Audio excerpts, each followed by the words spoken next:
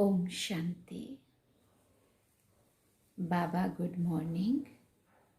आज बाबा के 21 मार्च 2023 के महावाक्य हैं। बाबा ने सार में कहा, मीठे बच्चे, भगवान आया है सभी भक्तों को भक्ति का फल, मुक्ति, जीवन मुक्ति का ठिकाना देने। तुम भक्त से अभी बच्चे बने हो। फिर बाबा ने प्रश्न पूछा, तुम बच्चे की स्मृति में रहो तो दिल में खुशी के ढोल बाजे बजते रहेंगे। तो बाबा ने उत्तर में कहा, सदा स्मृति रहे कि मोस्ट विलव्ड बाबा आया है हमें विश्व का मालिक, शाहों का शाह बनाने। हम अभी सूर्यवंशी राजा रानी बन रहे हैं। बाबा हमें 21 जन्मों के लिए एवर हेल्दी वेल्दी बना रहा है। हमारे सत्युगी राज्य में सब चीज़ें फर्स्ट क्लास होंगी। तत्व भी सत्व प्रधान बनेंगे। आत्मा और शरीर दोनों फूल समान होंगे। इसी स्मृति से दिल में खुशी के ढोल बाजे बजते रहेंगे। ओम शांति। बच्चे जानते हैं कि बाप परम धाम में रहने वाला है। वो बाप खुद बच्चों को कहते हैं कि अब तुम भक्त नहीं हो, अभी तो तुम भगवान के बच्चे हो। भक्त भगवान को ढूंढते रहते हैं, भक्त को भगवान नहीं कह सकते। भक्त अनेक हैं, भगवान एक है। अब भक्त मनुष्य हैं तो जरूर भगवान को भी मनुष्य रूप में आना पड़े। गाया जाता है, भगवान घर बैठे आते हैं। फिर बाबा ने पूछा, किसके घर? घर बैठे आते हैं। किसके घर कहा होगा? तो बोला, मनुष्यों के घर। भगवान को जरूर मनुष्य रूप धारण करना पड़े। निराकार परमपिता परमात्मा एक है, भक्त अनेक हैं। सभी मनुष्य इस समय भक्त हैं, भगवान को याद करते हैं, समझते हैं कोई समय भगवान को आना है जरूर। वो है स्वर्ग का रचयिता, तो जरूर एक ही होगा ना, अनेक तो हो नहीं सकते। भगवान आकर मनुष्य रूप में भक्तों को समझाते हैं। आधा कल्प तो मुझे याद करते हैं, ड्रामा अनुसार जरूर भक्ति मार्ग में याद करना ही है। फिर मैं भगवान मनुष्य का रूप धारण कर भक्तों के पास आता हूँ। भक्त भी मनुष्य हैं तो हमको मिलना भी मनुष्यों से ही है। जरूर मनुष्य का रूप धारण करना पड़े, कोई कच्छ मच्छ का नहीं, क्योंकि मनुष्यों को समझाना है तो कच्छ और मच्छ में आकर के तो नहीं समझा सकेंगे ना। इसलिए बाबा ने कहा, बाप कहते हैं मैं आकर बच्चों को अपना परिचय देता हूँ, मेरा पार कोई पा ना सके, इसलिए मैं ही आकर अपना परिचय देता हूँ कि मैं आया हूँ। तुम बच्चे जानते हो बाप मनुष्य तन लेकर आते हैं, वो भी समझाते हैं कि मैं किस भक्त के तन में प्रवेश करता हूँ। ये है सबसे बड़ा भक्त। एक तो भक्त नहीं है, जो भी पुराने भक्त हैं उनका हिसाब बताते हैं। वही प्राचीन देवी देवता जो सतयुग आदि में थे, फिर वो भक्ति मार्ग में आते हैं तो भक्ति शुरू कर देते हैं। वो हुए सबसे पुराने भक्त। उन्होंने ही पूरी भक्ति की है, वही आए हैं भगवान से मिलकर देवी देवता पद को प्राप्त करने। फिर आकर सन्मुख मिलते हैं। तुम जानते हो हम भक्त भी थे, हम भक्त थे, सारी दुनिया भक्त है। भगवान आया हुआ है भक्तों की रक्षा करने, क्योंकि भक्त बहुत दुखी हैं। भक्तों को ये पता नहीं है कि शांति और सुख कहाँ है। भगवान आकर समझाते हैं, मैं जब आता हूँ तो सौगात लेकर आता हूँ बच्चों के लिए। फिर बाबा ने कहा, बेहद का बाप जरूर बेहद की सौगात लेकर आएंगे ना। अभी तुम समझते हो हम भक्त नहीं हैं, भगवान ने आकर अपना ही वारिस बनाया है। भक्त वारिस नहीं होते, वो ऐसे नहीं समझते हैं कि हम बच्चे हैं। बाप से हमको वर्षा लेना है, वो तो सर्वव्यापी कह देते हैं, तो फिर भगवान कहाँ से आए? अब तुमको वर्षा जरूर चाहिए, इसलिए मुझे याद करते हो। वर्षा भी फर्स्ट क्लास चाहिए, सेकंड थर्ड क्लास नहीं, सभी भक्त भगवान को याद करते हैं कि जाकर उनसे मिले, परंतु जानते नहीं हैं कि कैसे उनके पास जाएं। तो भगवान को आना पड़ता है। पढ़ाते भी हैं, तुम जानते हो भगवान आया हुआ है सबको भक्ति का फल देने अथवा सबको सुखी करने। भगवान को अभी आना ही होता है। वो है रूहानी पंडा। वास्तव में मनुष्यों का सच्चा सच्चा तीर्थ है मुक्ति और जीवन मुक्ति धाम। स्वर्ग में रहने वाले देवताओं के जड़ चित्र यहाँ हैं। उन जड़ चित्रों के पास जाते हैं यात्रा करने, वो हो जाती है जिस्मानी यात्रा। दिलवाड़ा मंदिर में वह जगत अम्बा के पास यात्रा करने जाते हैं, वो है भक्ति। भगवान आकर इन यात्रा के धक्कों से छुड़ा देते हैं। भक्त भगवान को मिलते हैं तो भगवान भक्ति के दुखों से छुड़ाकर ठिकाने लगा देते हैं।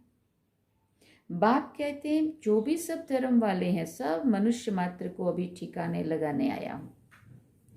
असल ठिकाना है मुक्ति और जीवन मुक्ति धाम।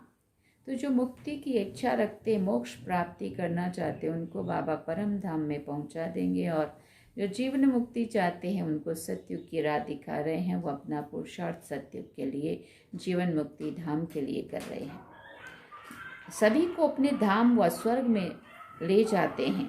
तुम बच्चों की बुद्धि में है बाबा परम धाम से आया हुआ है।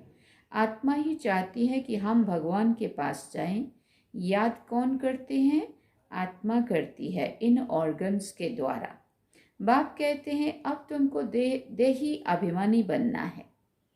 तुम्हारी बुद्धि में ज्ञान टपकता रहता है। बरोबर ड्रामानुसार बाबा आया हुआ है। बच्चों को रावण के दुख से छुड़ाकर अपने साथ ले जाएंगे। गाइड बनकर आए हैं। तुमको रूहानी तीर्थों पर जाना है, वहां से फिर लौट कर नहीं आना है। यहाँ है आधा अल्पकाल के लिए जिस्मानी तीर्थ। ये जड़ तीर्थ बंद हो जाते, फिर तुम सभी तीर्थों पर जाते हो। सच्चा तीर्थ एक है मुक्ति धाम, दूसरा है जीवन मुक्ति धाम। उन सभी तीर्थों पर जाने के लिए भक्त जिस्मानी तीर्थ यात्राएं करते हैं। बरोबर जन्म जन्मांतर तीर्थ यात्रा करने के बाद फिर उनसे छूटकर हम रूहानी तीर्थों पर चले जाएंगे। फिर यहाँ मृत्यु लोक में आना ही नहीं है। मुक्ति धाम में जाकर बैठेंगे, आना बंद हो जाएगा। फिर स्वर्ग में जाएंगे तो वहाँ आना जाना आता रहेगा। वहाँ फिर आना जाना होता रहेगा। स्वर्गवासी बन जाएंगे। तुम जानते हो बाबा हमको स्वर्गवासी बना रहे हैं। हम तैयारी करते हैं स्वर्ग में जाने की। दुनिया में तो किसी को पता नहीं है, बिल्कुल बुद्धू हैं। शास्त्र आदि पढ़ने से भी कोई फायदा नहीं है। अभी तक भेंट में तो ऐसे ही कहेंगे, अलग काल के सुख को जरा सा कहेंगे। जास्ती मिठाई और थोड़ी मिठाई में फर्क तो है ना। अभी तुम समझते हो हम तो सूर्यवंशी राजा रानी बनते हैं। वो आशा रखते हैं बहुत धनवान बने। संपत्ति तो ज़रूर चाहिए, तभी तो सुख होगा ना। संपत्ति के साथ फिर हेल्थ भी चाहिए। हेल्थ वेल्थ है तो सुख भी बहुत है। इस दुनिया में हेल्थ वेल्थ दोनों मिल नहीं सकते। एक जन्म के लिए एक मनुष्य के पास ये नहीं हो सकती। वहाँ तो तुम सब 21 जन्मों के लिए हेल्दी वेल्दी रहते हो। वहाँ तो अनादि आदि हर चीज़ की बहुत सस्ताई होगी। पैसे की तो दरकार ही नहीं होगी। पैसे बदले अशर्फियाँ देते होंगे और चीज़ फर्स्ट क्लास होगी। तत्व भी सतो प्रधान बन जाते तो उनसे माल भी बहुत अच्छे बनते होंगे। खाने में भी कितना मज़ा होगा। अभी तुम्हारे दिल में ढोल बाजा बजना चाहिए, माने इतनी खुशी होनी चाहिए। मोस्ट विलव्ड बाप आए हुए हैं। कहते हैं मैं तुम्हारा मोस्ट विलव्ड बाप हूँ। 63 जन्म तुमने याद किया है। ज़रूर विलव्ड है तभी तो याद करते हैं ना। मनुष्यों को तो कुछ भी पता नहीं है। बाबा हमको शाहों का शाह, स्वर्ग का मालिक, विश्व का मालिक बनाते हैं। देवी देवताएं विश्व के मालिक हैं ना, परंतु उन पर भी झूठे कलंक छोटेपन से ही लगा दिए हैं। कितनी झूठी बातें लगा दी है। माया बिल्कुल ही 100% नॉनसेंस बना देती है। ये भी ड्रामा का खेल है। तो अब मोस्ट विलव्ड बाप कहते हैं, मुझे पूरा याद करो तो तुम्हारे पूरे विक्रम विनाश हों। गुलगुल फूल बनो। आत्मा गुलगुल होगी तो शरीर भी ऐसा अच्छा मिलेगा। त्वमेव माताश्च पिता त्वमेव, ये किसकी महिमा है? कुत्ते बिल्ली सब में ईश्वर है, तो फिर क्या उनको कहेंगे तुम माता पिता हम बालक तेरे? कितनी बड़ी बात कही बाबा ने। अगर हम परमात्मा को कहते हैं कि तू सर्वव्यापी है, सबके अंदर तू ही है, तो कुत्ते बिल्ली में भी, कच मच में भी, तो क्या तुम, अगर वो कुत्ते बिल्ली में कच मच में है, तो क्या तुम उनको माता पिता कह रहे हो? मनुष्यों की बुद्धि क्या बनी पड़ी है। भव का देखो कितना दिखाते हैं। इसको कहा जाता है माया का पंप। रावण के राज्य में मनुष्य को नशा कितना है और जानते कुछ भी नहीं है। तुम्हारे में भी जो अच्छे ज्ञान की धारणा करने वाले हैं उनको नशा चढ़ता है। ज्ञान की धारणा नहीं तो सूरत भले मनुष्य की है, परंतु सीरत बंदर की है।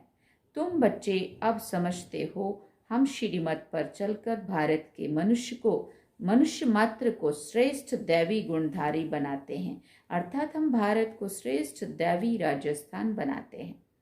जिनको ये नशा होगा वही ऐसा बोलेंगे।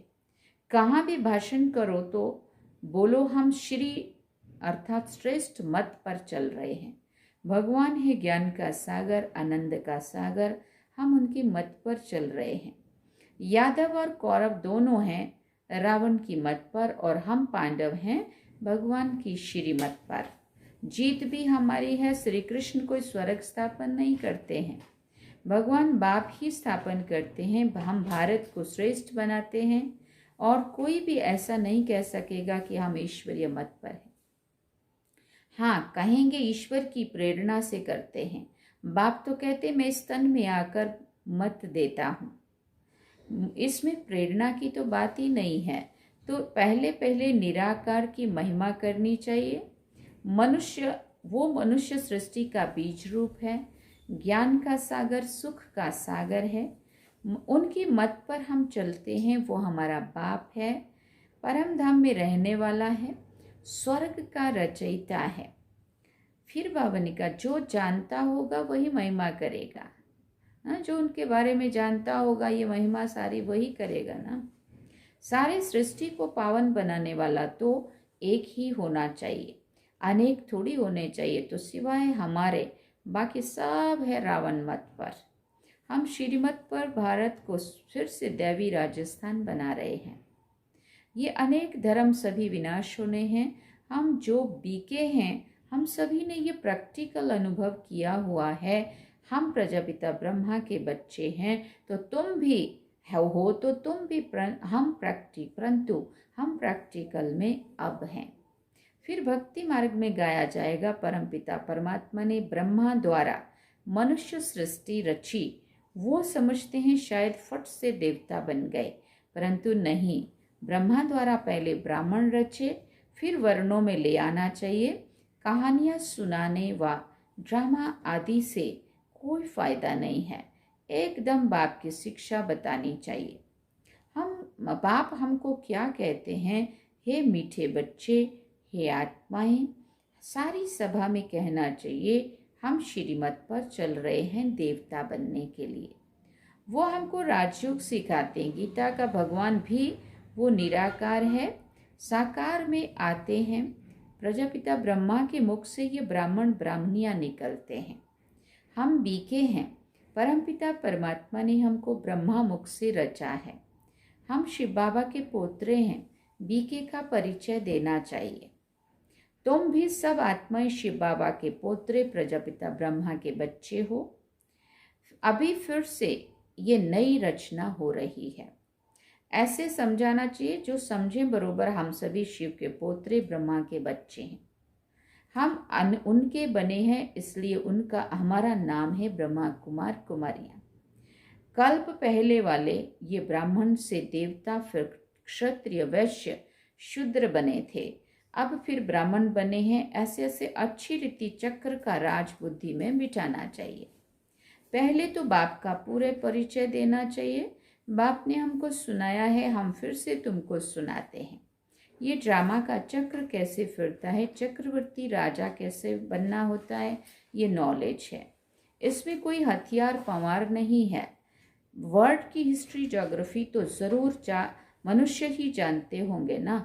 मनुष्य सृष्टि का चक्र कैसे फिरता है ये ज़रूर जानना चाहिए। हम बाप से सुनते हैं तो चक्रवर्ती राजा बनते हैं। तुमको भी बेहद के बाप से सुख लेना है तो पुरुषार्थ करो।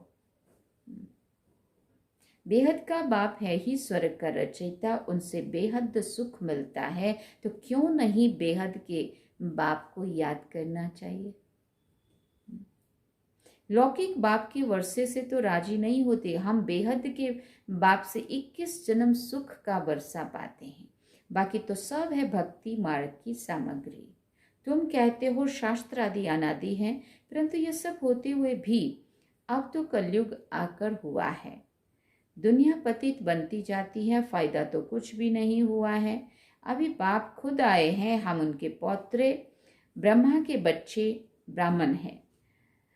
फिर बाबा ने कहा वास्तव में तो वो तुम्हारा बाप भी है, ऐसे अच्छी तरह से समझाओ तो वो भी पानी हो जाए, माना पिघल जाए।